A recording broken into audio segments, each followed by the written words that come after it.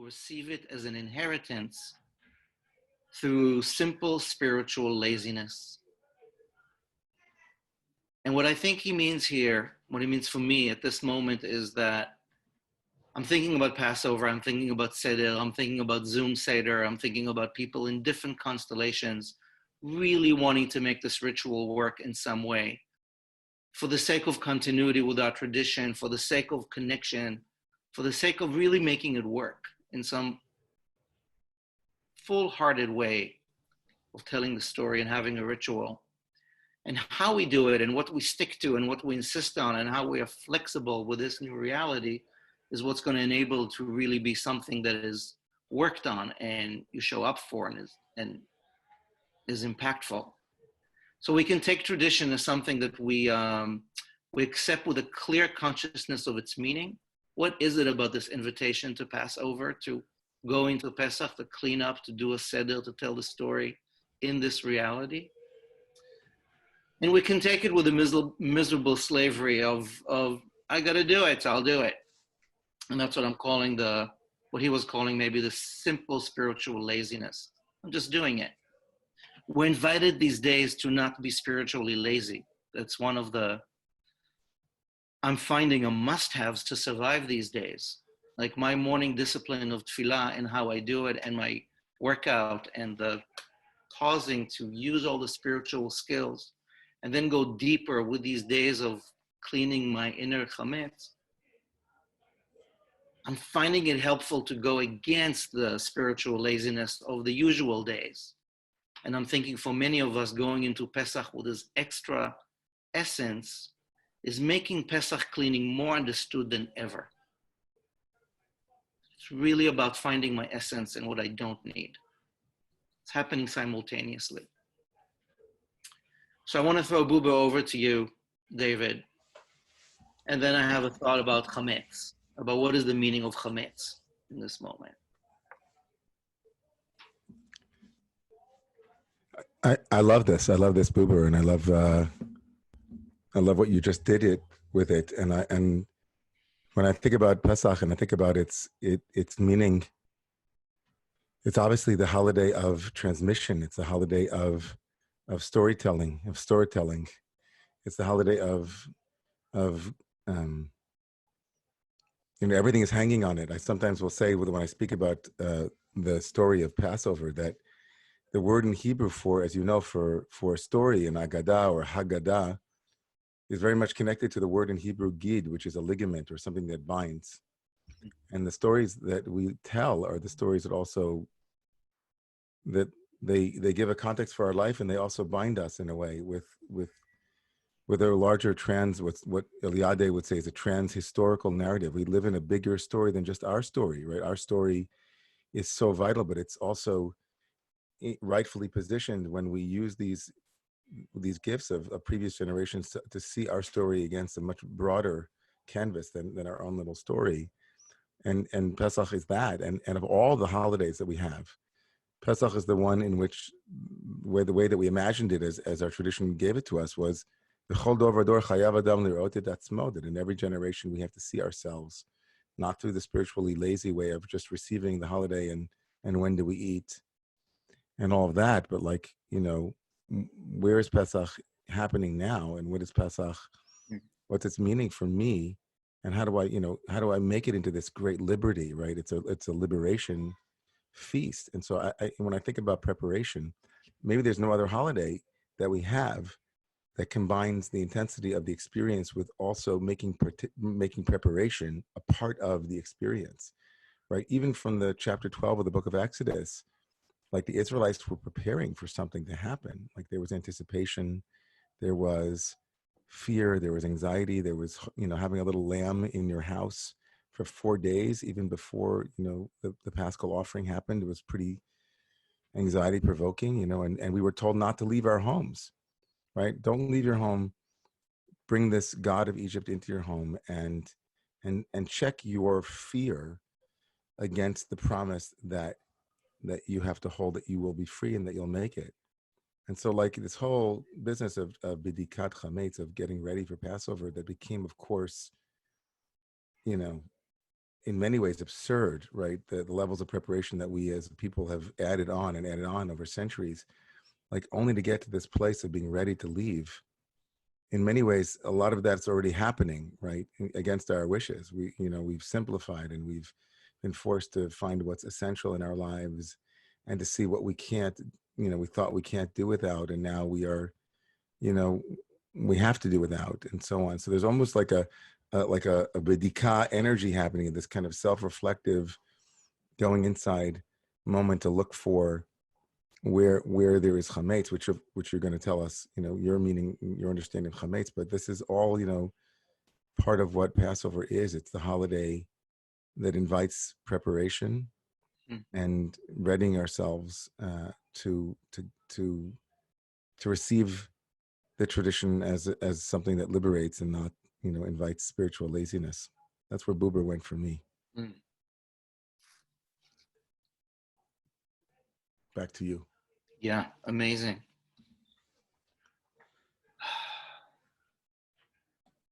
So I grew up where, it was not uncommon to take a toothbrush and scrub in between the tiles on the floor. And like the OCD-ness of Passover cleaning in the Orthodox home I grew up in, as you did, many of us did, was both spring cleaning to the max and like the chametz, and like the food that was like it was done fully halachically, and we learned it all. And in my flexidox, polydox way, I'm not that pedantic on that specific side of the cleaning, although I'm doing a room or a shelf here a day, but finding the metaphor. And I think this year, first of all, many of our families and friends who are more observant, the halachot, the legalities of Passover from a kosher point of view is wow. Good luck to you. I get and I respect, and I am in metaphor in some ways. I think I'm going to bake my own matzah because there's none in the store up here in Harlem, but we'll see. But the metaphor of what does it mean to take this time, this preparation, like you said, that in ordinary years we might not have, to say, okay, what's the metaphor here? What's the invitation? I invited our teacher, Diane Wolkenstein, of blessed memory. I know, Mark, you knew her really well. Yeah, she was a great storyteller and teacher. And in her book, Treasures of the Heart, I found this nugget about Pesach, which is exactly this metaphor that I want to talk about. How do we do that work efficiently these days? So she writes, the night before the eve of Passover, a search for the smallest breadcrumbs is conducted throughout the house by candlelight, and crumbs that are found are swept away by a feather. This intensive, thorough search is the culmination of an interior spring cleaning. We look for and expel those inflated, puffed up parts of ourselves that enslave us and take up space that might be made available for experiencing a new freedom. Isn't that lovely? Like this whole notion of what's chametz, that while I'm cleaning breadcrumbs for some biblical combo of holidays that became about this week-long wheat thing, in the Hasidic, in the mystical, and the traditional, there's all this invitation for us to look at chametz as something internal, to spend this time cleaning, and then to spend the week of Pesach in this attempted consciousness shift.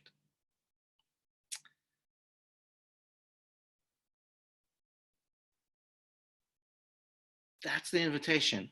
And alachat kama v'kama, how much more so, what does it mean to do this work that Diane is talking about now? That chametz work. While we are dealing with the medical, mental, psychological, physical anxieties of this moment, all of us with so many different things, where's the effective, essential way of working with this type of chametz cleaning in the week we have left? I turn to you, my rabbi friend.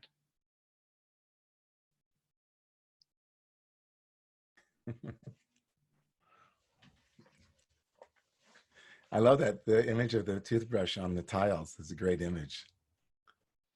Um, yeah, the OCD, the vacuum cleaner in the pockets and the special spring cleaning. There's even here on the Upper West Side, there's a family on the corner of 100th and Riverside that since we moved here, you can pay them. They're like vacuum cleaning your car in it like a Pesach dika way. There's a very high level of scrubbing that's going on, and especially when you have kids. The chametz ometer is up.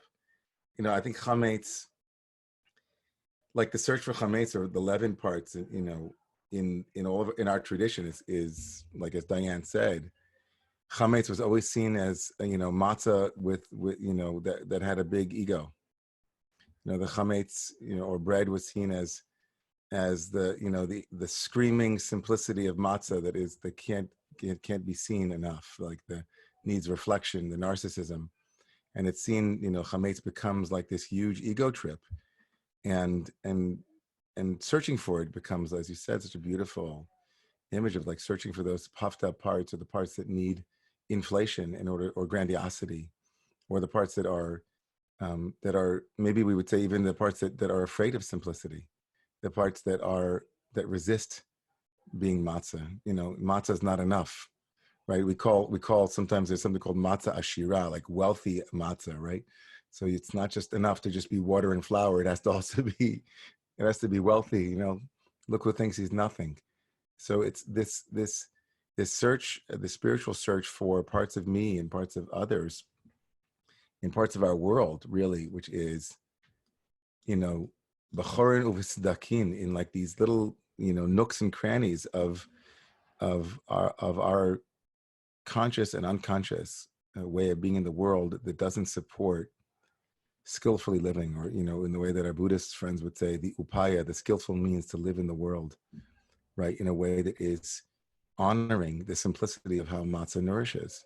Like, one of the reasons given for matzah in the tradition is that matzah is called lechem oni. It's compared to the rich bread. It is called poor man's bread. It's simple. It's just flour and water in 18 minutes and go ahead. But one of the reasons that are brought down in the sources is that a little bit of it goes a long way, in the way that a poor person will eat a little bit and not sure if you're going to have enough, and they put it over on the side, right? Matzah can fill us up, and then we can take a long time, unfortunately, digesting it, as we know. And so I'm thinking, as we go into the holiday, I'm asking myself, Ingber, where are there places in my life, in my family, in my community, and in the world writ large, where we have made what is much simpler than, something quite simple, more complex, more complicated. We've added and added and added. And do we really need 8 pair of pants? Do we really need 90 this and 90 that? And do we really need, and you see that the first instinct that we have is to hoard, right? It's like we're afraid for our survival. There's not going to be enough. There's not going to be enough. And along comes matzah, and it says, go look for the places in your life that, I guess, unnecessary leavening, unnecessary egoic attachment, unnecessary inflation, hubris. It's not hard to find. I think for me personally right now, it's not hard for me to find, one of the things about this Zoom technology is, and how, like, just being on this phone call with you, it's like, how do we not do this for the last, how many years, Amichai, just sitting together? Like, how simple is it? You just turn on a computer and you say hello and you schmooze, and people are here, and we create community, and other things that are going on in the banal world of our lives. And then in the bigger scope of looking for chametz, the last thing I'll say is that there was once a Hasidic Rebbe who, with his aide, his assistant, they were doing the bedika, the actual, running around the house looking with a candle and with a feather, right, and a spoon. And after they'd finished, they picked up the traditional ceremonial 10 pieces of bread. He turned to his shamash, to his assistant, and he opened up his shirt and he said, no, we didn't finish yet. We have to look in here.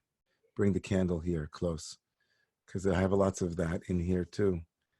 And I think that for me, I'm trying to stay in the simple gesture of the heart, without anything complicated, like what opens it, what closes it, how do I name it and notice it, That's kind of like the aperture, the opening and closing of my heart. Back to you.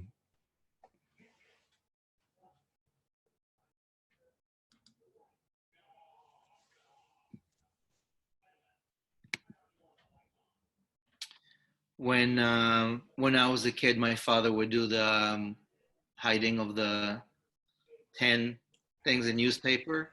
And it was a game. I remember as a kid, he really hid them and I really had to find them. But then when he was a little older, he, I remember he would like do the game where he would hide it and he would find it. And but he did it till he was quite old. And there was the feather. Somewhere I have to find the kit. My mom sent me their kit, the laminated kit. Oy, oy, oy. But I want to say about the chametz as you're saying it. Then I was teaching on it this week because really, and like all of us, I'm thinking about the seder and what to teach and what's the essence of what to teach at a Zoom seder where people are not going to have that much attention span and with whatever complications. I mean, this is lovely, right? We can sit here like Bnei Brak till 4 a.m. Although we would not want to be in Bnei Brak right now. But but the notion that the metaphor of chametz is about the ego, the personal in preparation. I had a moment this week where in a conversation I felt attacked about something that I've done. And I sort of had a reaction. And before I could activate the reaction, I went back and I said, wait a minute, chametz, matzah. What's the non-chametz version of this reaction? It's like, it was a really helpful exercise. So I feel like for the first time, really, I understand what it means to take this time to look at my chametziness. Chametziness is nice. It's like Catch on, I like it. The messiness of chametziness and just my inflatedness. And then what's matzah? And then I want to say also that, so earlier this evening, I tried doing something I've never done before, which is order food on Fresh Direct, because never been my thing. And I need matzah. Huh. So I was like, oh. So I went on the matzah thing. Almost everything was, all the fancy matzah, puffed up thing gone. The simplest manischewitz was available. Amash, lechem, oni, and the cheapest too. And I like, great. And I clicked on the thing and they're like, yeah, you're going to get this on like April 16th. So that was my Fresh Direct attempt. I think I'm going to bike down to the Upper West Side to you guys to get some. But I want to bring a Reb Nachman text just to give the chametz thing one more. I really want your reading on this Hasidic gem that I found. And then I don't know. Then I want to ask you, what's your chab for Seder? Like, what's the one thing, a kernel from Seder you don't want to give up on and really focus on? And maybe with that, I'll share mine, and then we'll open it up. Ador Bokel. So I'm no Reb Nachman scholar. You're way more of a Hasidic master's teacher than me, and there are others on this call who are probably Melamdim and Melamdot as well. But in my Passover file, this emerged. So Ador Reb Nachman of Breslov's Likutei Moharan, in a larger context, he says the following, the Hebrew is there. He says, but it is first necessary to clear the mind of secular wisdom and undesirable thoughts, chokhmot chitzonayot umachshavot zarot, of chametz. Chametz is secular wisdom and undesirable thoughts.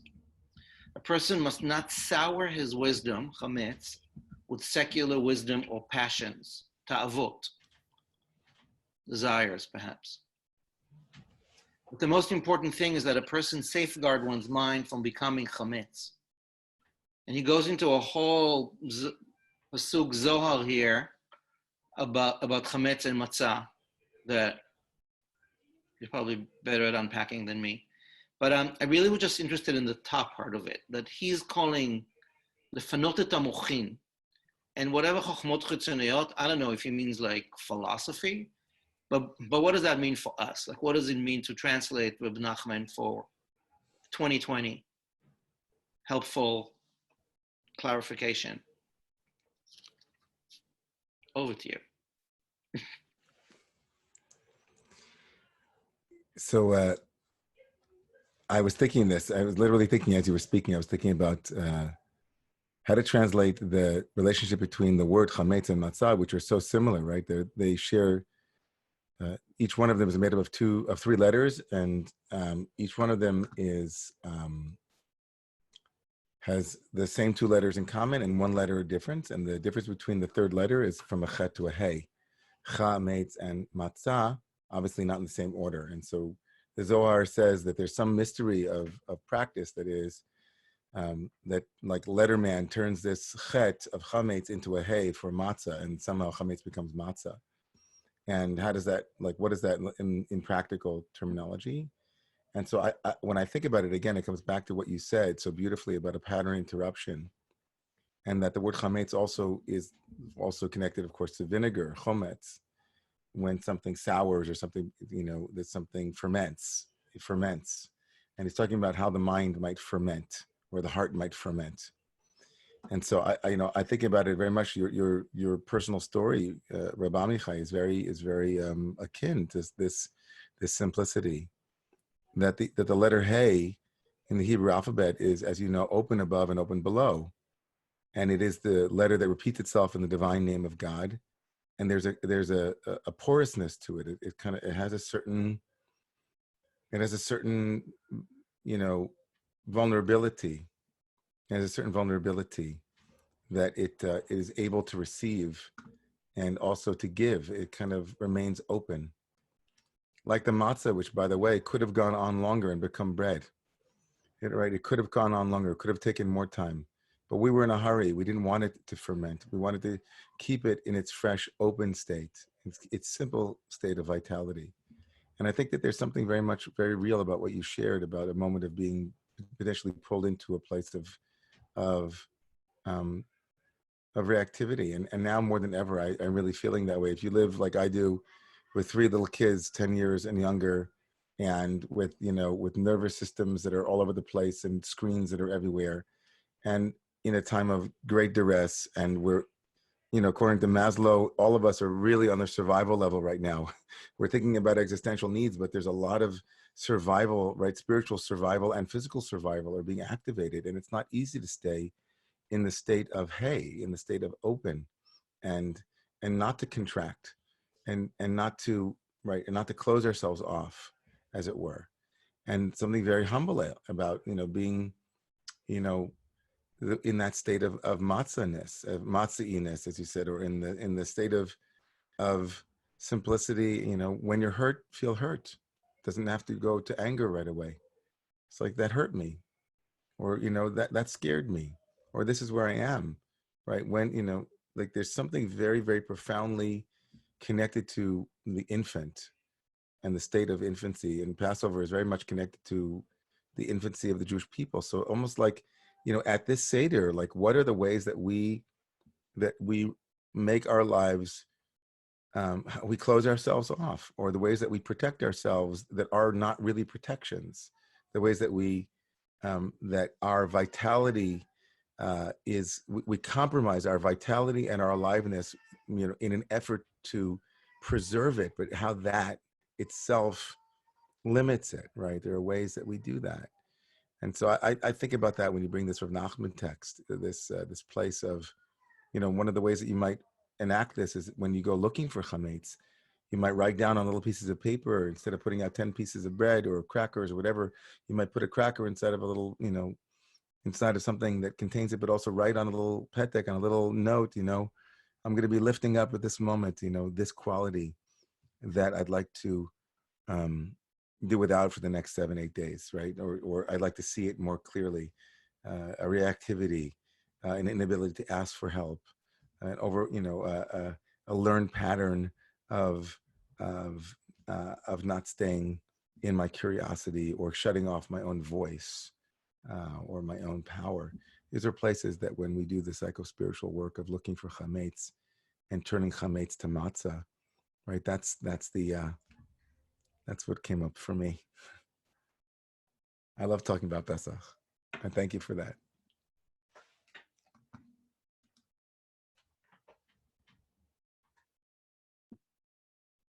Simachtanu Rabbeinu. Simachtanu Rabbeinu. That's so, I love the substituting the breadcrumb hide and seek with what is it that I want to work on in my chametz.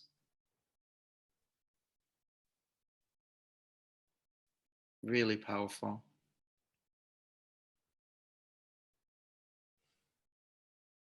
This really feels like we're preparing our hearts. We're preparing this Pesach, and there's such a sense by so many that we are part of something. Like the story is evolving in a way that we're in the middle of. So being as present as we can, like you said, is really the only way to ride this wave. I want to ask you, Rav David, maybe, I mean, I'd love to talk to you more about what's helping you stay present, but I want to ground it in this Pesach prep conversation. And as many of us are probably thinking, what do I want to bring to Seder in the essence, in the matzahnikness of it? What's is there one text from the Haggadah, one like a favorite, a nugget, something that you know you want to maybe put a spotlight on? Yeah, I think that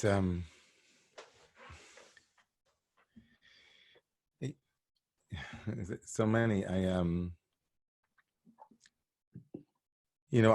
love the text that we began with B'chol Dor Vador Chayav Adam. And in every generation, we have to see ourselves as if we were leaving Egypt. And I love this work, right? This work that we're doing now, this work of taking the tradition and opening it and receiving it, right? And taking it seriously enough to engage it. I love that. I love, I love every year I teach on the 15 stages, the 15 steps of the Haggadah, or of the Seder rather. And I love the focus this year on Kadesh, on beginning with that we begin, right? All journey towards wholeness begins for me with a recognition that no matter where we are, right, no matter what our circumstances are, it can never snuff out that beginning, that Kedusha, that inherent holiness that each of us brings to a given moment, the power that we have to change our present circumstances into future realities, right? So I think that we begin, and I remember my father putting on his kittel and getting out the pillows and raising up a cup and saying to everybody, every year that here we are again. We begin with making this kiddush, but it's also, we begin all journeys from degradation to dignity, from depression to where we're going to go, from whatever begins with that that celebration of that capacity that we have for Kiddusha, for the holy, for tasting it, for noticing it, for remembering it. So I think that's what in that way, the beginning of the Seder this year is so important, like just to emphasize that moment. And then I'll say the last thing that is really speaking to me this year is, again, I always say that we as a people are the people of the door, not just the people of the book. And that this moment of the doorpost and this bringing the ancient God of Egypt that was terrifying to us, the thing that would get us in trouble, the fear that we imagined that if we were to do this one thing, we would die. That was what God in our tradition asked us to sacrifice, and that would be the way out. And so that Passover really is about passing through. But of course, this year we can't pass through, and so we'll stand with maybe doors not even open to welcome Elijah. But in that moment, I'm also thinking about, as we open the door for Elijah, I'm also hoping that we'll open the door for, metaphorically, for all of the people that we wish were with us at the table, all of the joy and the the potential that exists in the world for there never to be something like this ever again, as it were, or to make sure that we're safe and prepared for all people. So that's I'd add, it's one that's in my head. The bookends, the door ends, the kadeh. Yeah, I love that. I was thinking about Atptachlo, about all the metaphors of doorways in the Haggadah, and like open the door, all metaphorical doors. But I want to share with you and y'all, and then we'll open it up. I woke up a few days ago singing Vahisha Amda. So I don't have the words. I can probably quickly Google and put them in the thing. But for those of you who know, Vahisha Amda is in the middle of the Haggadah. And it's like a early medieval hymn. It's like, I think, it's not from the original Haggadah corpus. Vahisha Amda lavotenu velanu. She who withstood for our ancestors and us. איך זה הולך? שלא אחד בלבד. שלא אחד בלבד קם עלינו לכלותנו, והקדוש ברוך הוא מצילנו מידם. That not in every generation somebody got up to beat the crap out of us, but HaKadosh Baruch Hu, the Holy One, saved us every time. And I thought about it this week because I'm thinking of it beyond its original pshat, to not be about us Jews and Cossacks and God saving us, but like V'hi she'amda, she who withstood and withstand, in her many names in our tradition, is in some ways manifesting now as Mother Earth, as Gaia, as the planetary consciousness. V'hi she'amda, l'avotenu v'limotenu v'lanu, always been here. We are that consciousness. And there's been many shekam aleinu lechalotenu. This species, all species, we've been through a lot of plagues and wars and destructions.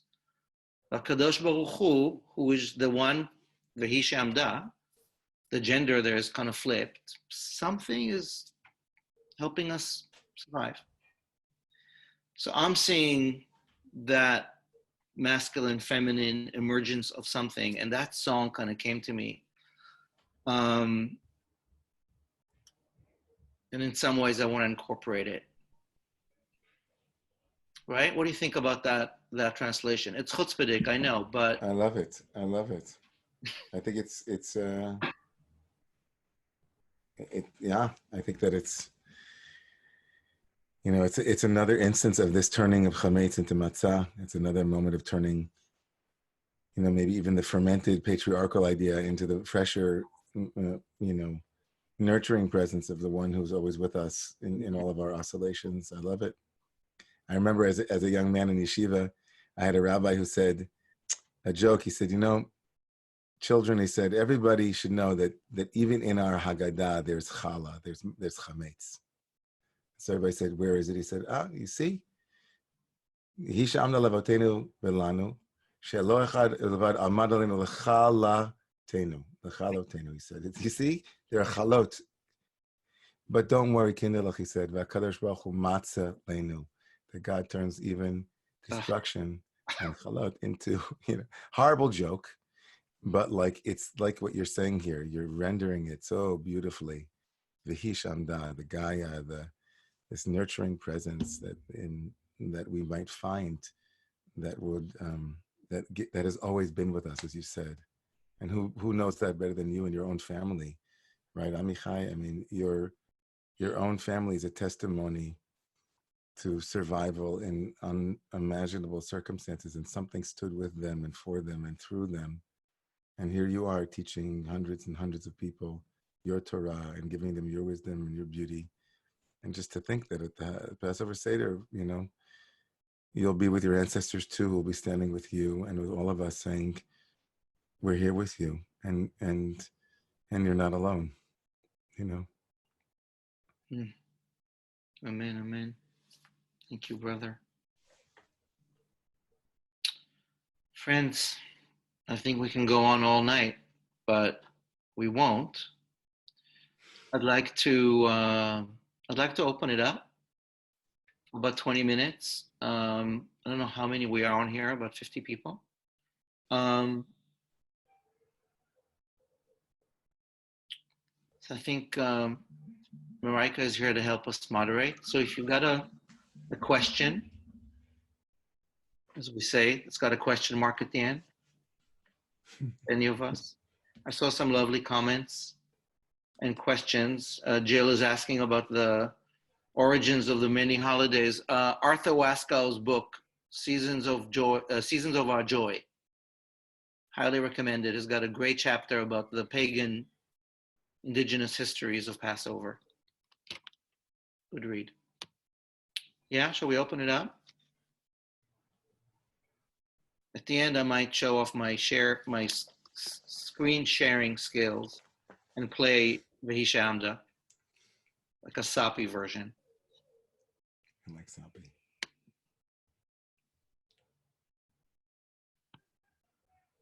Yeah, kind of open. I think you get to raise your hand or unmute yourselves. Right? Can folks unmute themselves? Yeah, Neil, I think Neil Calfer wants to say something. Hi, Reb Neil. Unmute. Okay. Can you hear me? You're on, yeah. We hear you. Okay, great. So I have a question. I'm picturing being at a Seder next week. It'll probably be a Zoom Seder, perhaps with family, friends. And I'm trying, and I think most people who are going to be there at a Seder are going to be thinking about what's going on around us, about this terrible, terrible coronavirus. I can't imagine it not being present in the room, and probably will be mentioned in one way or another because it's on everybody's mind, perhaps the number one thing on everybody's mind. So my question is, let's say at a Seder next week, what do we say, talk about, that will connect the spiritual side of Judaism and Passover and the horror that we're all surrounded by, and not only surrounded by, we're in it. Yeah. Amen. That's a really smart, good question, Neil. I'll let David answer as well. And I want to say I spent the last 2 nights editing a brand new Haggadah, very short, for Zoom, 4 new questions, talking about now, with Haggadah highlights. And we're going to have that ready by Sunday. And I'm going to do several workshops of how to work with it. It's just a simplified Haggadah. And I think it will help you, and hopefully with other people, be in this moment, using the story, and as what David said, all these metaphors to be in now, because we're now. So I hope that will be helpful from our end, and we'll also be sending out several other materials like so many people are. So I think we're all leaning into this translation of this ritual in a way that, as Buber said at the beginning, is not about spiritual laziness, but also not about not a lot of people are in the mood for doing a lot of conversation. Maybe that's like the latter part of Seder. But people do want to have something that's about now. I do believe. David? You know, Reb Neil, it's obviously, Reb Nachum, it's a great question. And it's a question that is like, you know, of all the great questions are speaking the mind that everybody, to some degree, is a collective mind. And so I think the first thing to say is that we have an opportunity this year to place a maximal emphasis on the universal elements of the Passover Seder, and to tone down to some degree some of the original us versus them language, or us versus them myth, or us versus them story. Like, there is the possibility here of saying that it might be true that in early mythic narratives, there always needed to be a good guy and a bad guy, right? There always need, you know, that kind of exciting stories are built on that. There's a villain and there's a hero. But the hero's journey here is the hero's journey of a collective, of a world, as it were, that is collectively trying to be liberated from various things, which has always been the case, obviously, right? Slavery, right? Injustice and immorality and all elements of things that have to do with broader liberation movements. But here this year, we get a chance to really feel a solidarity and to lift up those elements of the Seder. That's the first thing. The second thing is, I would say, is that at any given moment in a person's life and in a collective, we are dealing with choosing between, right, placing our emphasis on what brings about faith and what is beautiful and what is difficult and somehow challenging. And we don't have to have one versus the other, but right, there are beautiful things happening in the world still, right? There are horrible things happening in the world still. There were horrible things happening last year, right, at this time. Horrible, horrible things happening last year at this time, right? There has never been a time where we Jews can honestly say, oh, it's great here, right? The stock market is great in this part of the, the shtetl in Vilna, or in, it's like, there's always been a broader fabric, right? And so I would invite people, of course, not to not name what's true at the Seder. There's certainly, if you don't, it'll be the matzah elephant in the room. You have to name it. But we also have to be, remember that there's the bird in the sky, or the sky in which the bird is, right? There's the bird in the sky, or there's the bigger gestalt in which it's all held, right? There's still beautiful things happening at any given moment, and where we choose to place our emphasis will have a lot to do with how we experience liberation. And again, it's challenging. There's no doubt about it. And at the same time, it's also possible to be with those challenges and to see also what's beautiful in the present moment. And I can't wait to see Amichai's Agadah. Amen. No, we'll be sharing it, and it's been a real labor of love. I'm simultaneously working with my kids on a play in which I'll give you a sneak preview. It's the Egyptian palace, and the Egyptian princess and prince. The royal children are trying to convince the mom, who's the queen of Egypt, who's really the one who runs the show, to let the people go. And she doesn't want to change because it's so comfortable to have a corporate life. And then there's a little switch. So it was one way to work with kids about really asking exactly what you're saying, David, like how do we in some way bring it to now? And the way he talked about Kadesh, like we're inviting people as we literally sit down for Seder to light the candles for Chag and light a Yotzeit candle, which one does for holiday anyway, but start off by really using the power of lighting candles and doing this Kadesh, the sanctification, by a moment for all the lights of Yom Tov, all the lights of the holy day, and the lights of this moment. So there's a way to ground it from the very beginning in Kavanah. It's a good time to ask these questions a week ahead and plan. Totally.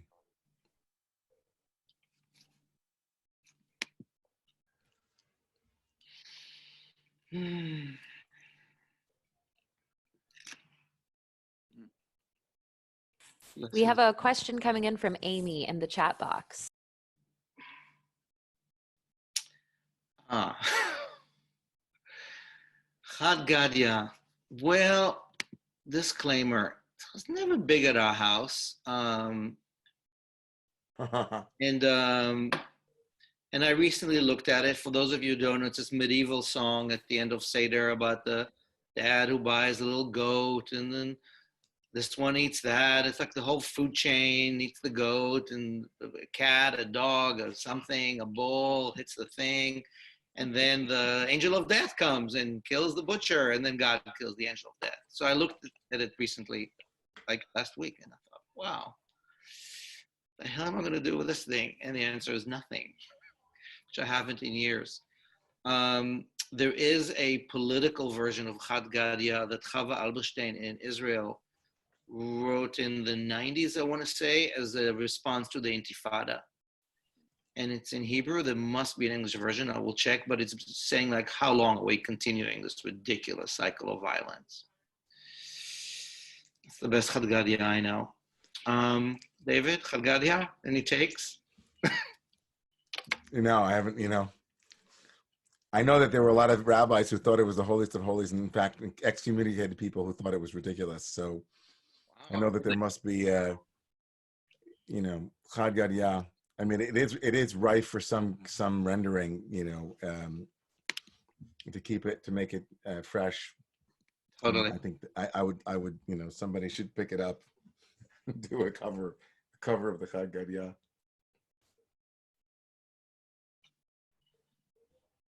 I often think about the Gadya, though. I mean, when you think about, I know that Labshul is God optional, but there's a lot of God in the sense of Gimel Dalid in all of the Pesach stories. Like there's a lot of God. There's Shabbat Hagadol. There is Haggadah. There's Chad Gadya. So a lot of this God, Gadya, godding stuff.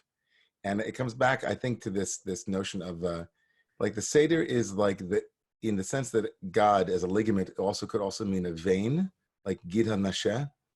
Like I think that the whole thing that we do is like a vein. It's like when we plug into this story, it's like we're getting a direct infusion into like the deep, like the deep transmission, right, of the Jewish narrative, of like the deep Jewish narrative, which is that, right, that we, no matter who we are and where we are, that it's possible to be liberated in some way, to be freed. And I think that's like, that runs so deep in the Jewish veins, like we never give up, and we're the people of hope in that way. I'm not saying we're always that way, and I'm not saying that every person is that way. I'm not even saying that there aren't other traditions that are like that, for sure. But like this narrative cuts to the core of a redemption story, a redemption song that we sing, and it's like that God thing, like not God with a G-O-D, but like we need this story. We need to tell this story, and we need to say it and sing it and pray it and act it out. Anyway, Chad Gadya. Two questions came from Reb David Siegman about wrath, about chema, so deep. What do we do with Shfoch Hamatcha, the part of the Haggadah where you say, pour your wrath on the others and the enemies and thing, as that whole xenophobic, victimized memory of othering and otherhood, and is there room for wrath in the space of matzah? Wow. So I haven't done Shfoch Hamatcha in a very long time, and when I've done it, my switch was Shfoch Ahavatcha, pour out your love and transform the rage and the pain into a non-violent cycle, and choose when to open the door and when not. But don't open the door and say, F you. Again, if anything is teaching us in this interconnected moment is that we're not insular in so many ways. So I would definitely repurpose Shpoch HaMatcha. And wrath, there's room for righteous rage. There'll be days when we'll be out of this siren reality, and there's accountability for this country and it's this embarrassing state we're in, which didn't just happen by itself. There's room for plenty of wrath and rage, but not now, perhaps, and perhaps not at our ritual space. If I'm thinking about the one thing that I'd like Seder to be this year, is a place of gratitude. It's a place of connection to each other and to something deeper, and it's a replenishing of hope. So Shfoch Hamatcha, I guess what it's there. It's part of the story. I don't want to hide it away and Pollyanna away all the foes and the Nazi trolls on our feeds and the anti-environmentalist tendencies and the fears within us, our own chametz. There's plenty to be angry at.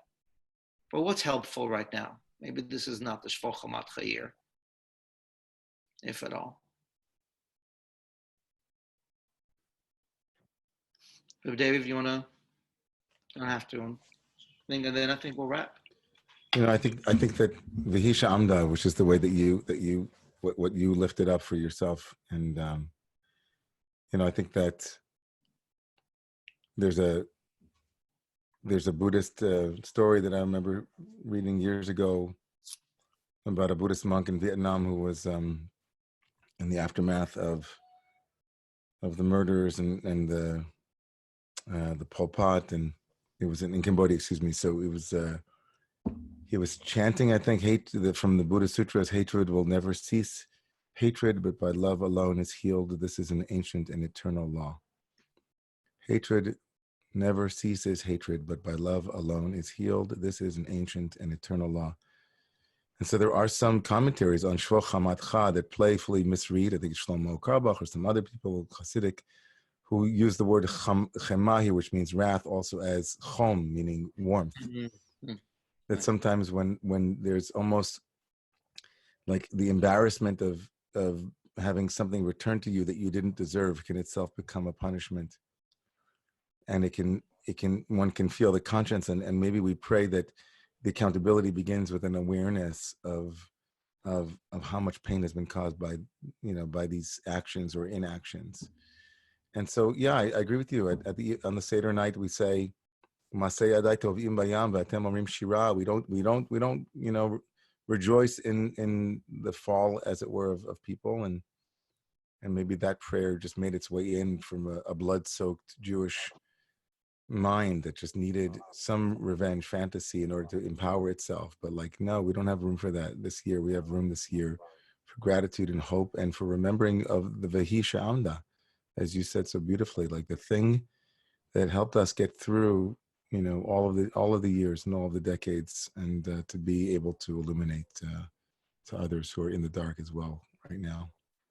So thank you, Amichai, and all of the friends here for remembering together and preparing together.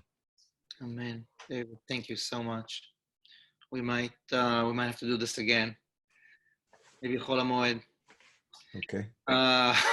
We'll talk. The blessing for Pesach is Chag Kasher V'Sameach, Azisen, sweet, happy, damn it, and kasher, kosher. So however kosher happens, the learning of tonight to do the kosher, the koshering inside, and the chametz matzah, this one word chamatzah, and how to really work on our essence has been a gift to focus on tonight. Thank you. And I hope that for all of us, this was a chance to be beyond just our here and now for a moment, and in the bigger here and now, and these opportunities we have to go deeper. Thank you for taking the time with us. On behalf of Lab Shul, I'll say that you're all invited to come join us daily at our Soul Spa, which is a half-hour presence in the afternoon on Zoom. And tomorrow we're going to have Sabbath Queen, and I'm sure Roman was going to kick ass with online Shabbat. And we'll be here next week for Pesach, and we're going to all be sending what we can to keep on connected in many ways we can. This spiritual survival skills salon will probably not happen next week because we'll be doing it live during Seder, but we'll figure out the following week. May this be a night of blessings to us all, to our essence, and healing to us and to all. And may this Shabbat bring the calm and the regeneration we all need so we can be here for ourselves and each other in all the ways we can.